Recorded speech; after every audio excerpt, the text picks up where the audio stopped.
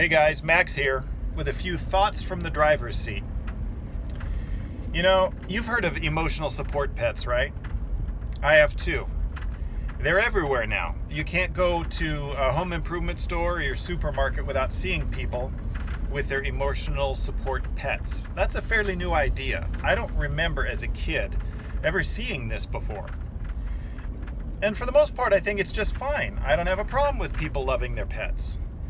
The problem I do have is when I see some old lady with a bouncy little poodle or chihuahua in her lap while she's driving her minivan.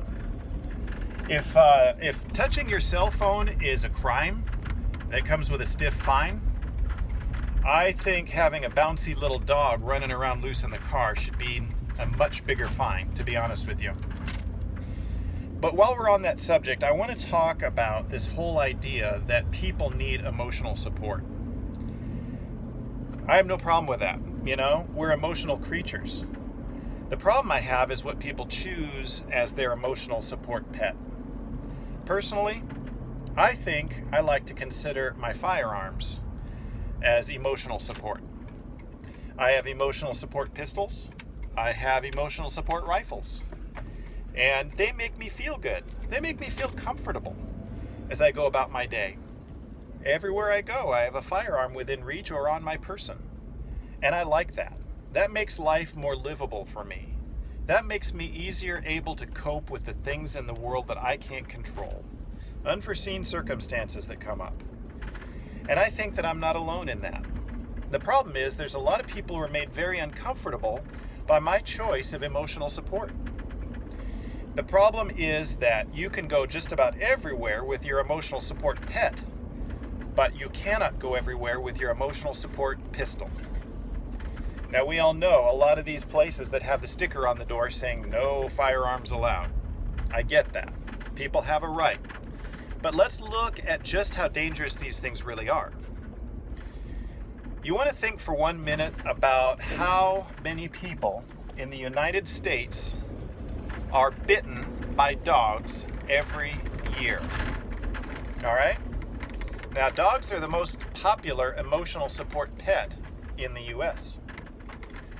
You want to wager a guess? Don't check Google. That's not fair. Just think about it and guess. Come up with something in your head before I give you the answer. Okay, time's up. 4.7 million reported cases of dog bites in the U.S. last year. All right? And that's just the reported cases. I'll bet you twice as many went unreported. Now, people are hundreds of times more likely to get bitten by somebody's dog than they are to get hurt by my firearm. That's just the facts. And the data proves that.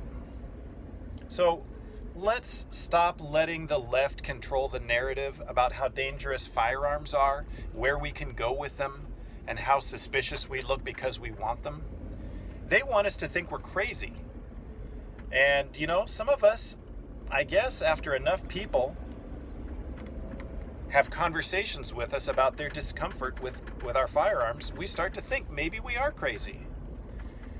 I got to tell you, I've got a lot of people in my life that if they knew that I had a firearm on my person all the time, they'd be very uncomfortable around me. So let's start considering our firearms as very logical, emotional support firearms. And let's start standing up for our rights.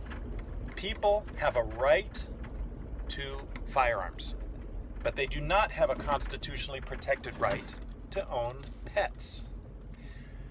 We have life, liberty, and the pursuit of happiness. And that covers a lot of ground, but there's a definition in there somewhere that has to form the limits of those things. When our happiness infringes on somebody else's ability to exercise their constitutional rights, that is the limit of our freedom. Now, as long as my firearm doesn't hurt anybody, I have a right to carry it. That's the limit. So, a little bit of food for thought. I'd like to hear what you think. I'd like to hear what is your emotional support firearm. This is Max Headspace 9mm. Thanks.